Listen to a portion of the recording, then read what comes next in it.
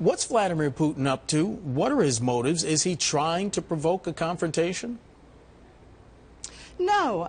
At this time, Russia is just staking its claim on a country that it believes is territorially imperative to Russian security overall. Russia doesn't want to dominate Ukraine. Russia does not want Ukraine as a part of Russia anymore. It cannot economically handle a territory and the number of people that are in Ukraine to be integrated into Russia. But it does not want Ukraine to be part of the West. And so at this moment, it's just staking a claim that Ukraine is imperative to Russia, and it is not a territory that the West can meddle in. Okay, so if Russia does not want Ukraine to be part of the West, does that therefore mean by definition that Russia does not respect Ukraine's territorial integrity and the right of its people to chart their own path?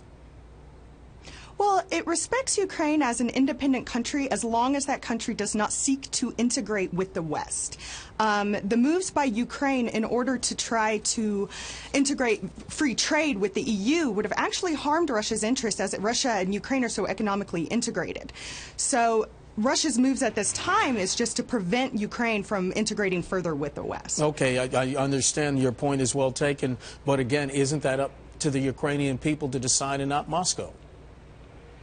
Well, it isn't the majority of the people that were in the streets. It was a select population inside of Ukraine that was in the streets and that overthrew Yanukovych's government.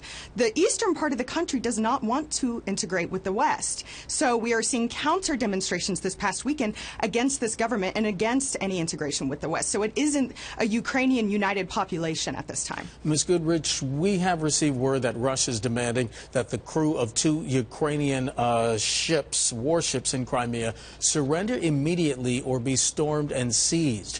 If Russian troops do take action, how might the international community respond? Are canceling summits and sporting events like the Paralympic Games, is that enough?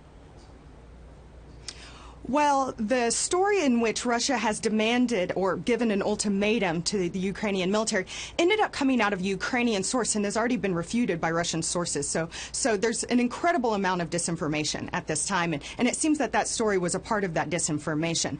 However, there was very bold military moves over the weekend out of Russia in which Russian military units fortified its presence in Crimea, surrounded Ukrainian military units, and essentially Crimea has been unofficially annexed and it is part of Russia's sphere at this moment.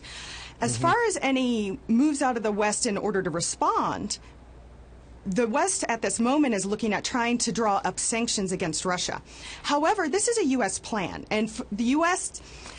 trade with Russia is not strong enough to end up biting Russia at all should sanctions move forward. What the United States needs is the European Union to sign on to sanctions against Russia. However, the Europeans at this time are not interested in such sanctions as their economies are too tightly tied in, especially in energy, with Russia. Ms. Goodrich, a secret cable published by WikiLeaks revealed that President Putin told a closed NATO summit in Romania back in 2008 that the military alliance was threatening Ukraine's very existence by courting it as a member. There was also the sending of Russian troops to war against Georgia. The warning signs have been there all along, so why does it seem that the international community was caught asleep at the switch?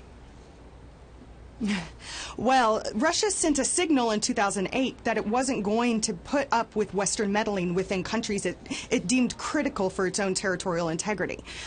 The United States specifically started supporting groups again in Ukraine. There was a tapering off after 2008 of Western support within the former Soviet states that are so critical to Russia. However, in the past year, especially as the United States has wrapped up its obligations in other parts of the world, the United States has a little bit of a freer hand at this time. So U.S. support has intensified inside of Ukraine and for the pro-Western elements inside of Ukraine in order to push back up against Russia. Ms. Goodrich, I have about 30 seconds left. What's the starting point for dialogue at this point? The starting point for dialogue is going to have to be directly between the West, specifically the European states, with Russia. Russia at this time does not seem interested in dialogue with the United States, even though there is an open line of communication. But Russia at this time seems as if it's looking at the United States more as a threat to where the Europeans can be more of a partner in the dialogue on some sort of negotiation over Ukraine, as long as that negotiation ends up with a neutralized Ukraine instead of an integrated into the West Ukraine.